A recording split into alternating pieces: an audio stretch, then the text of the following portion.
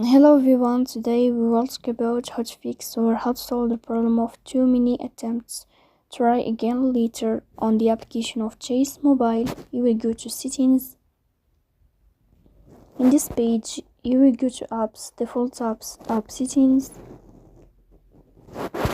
On above, you will search about the application of Chase Mobile. Here in this page of App Info, you will click on First Stop and you will click OK. Here you will enter to the window of storage. Then you will click on Clear Cache. But pay attention, don't click Clear Data because that can delete your account. Then you will go to Play Store.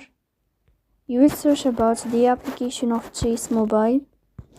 If you find update here, then you can click to update your app. So please don't forget to support us by like and subscribe. See you next time.